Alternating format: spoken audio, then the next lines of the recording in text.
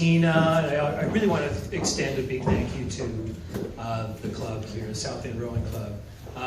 This was a place, and not just because for hosting this event to celebrate Darrin, but also just what it meant to him.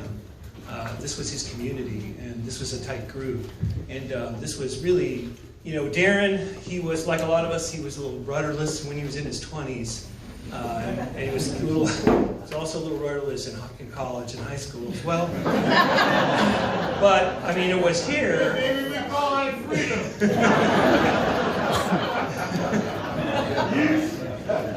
You know, but this was the place that he really kind of found his anchor. You know, that he found a community, and he met people like Tina, and he met all of you, and this really meant a lot to him, and this really kind of settled him down.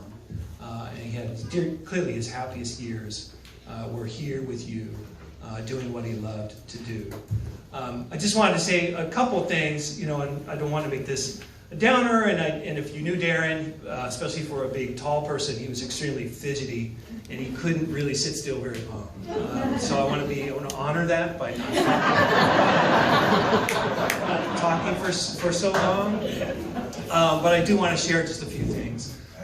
You know, and one is that, and this is not, you may have not seen him this way, but you know, I have a 16-year-old son, and Darrin, you know, from the very beginning was an active part of his life. And when my son was going to preschool, Darrin would drive over and pick him up twice a week and stay with him, you know, and he was so popular with all the other preschoolers that some of the other parents, you know, asked him to pick their kids up.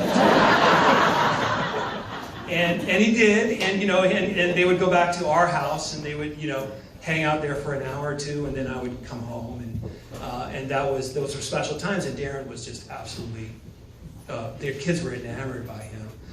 You know, I came home one day, and they were, you know, the TV was on, and they were there, and I thought I heard on TV. I'm like, yeah, you can't watch Cops with these kids.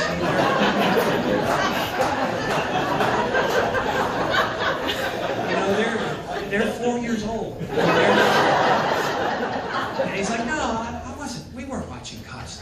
And then, you know, the commercial stops and it comes on, you know, the song comes on, and the kids are all jumping around.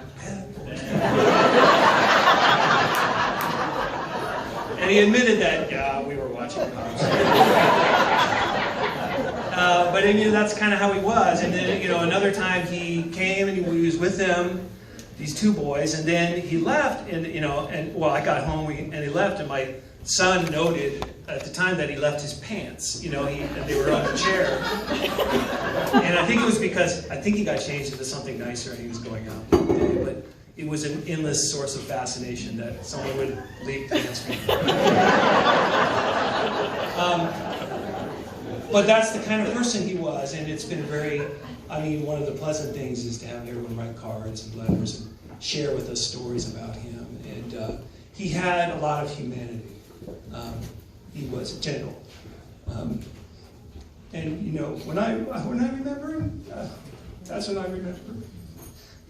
And that's, to me, that's how we keep a person alive, and we keep them with us, is by trying to be human and nice to everybody like he was to everybody. So thank you very much.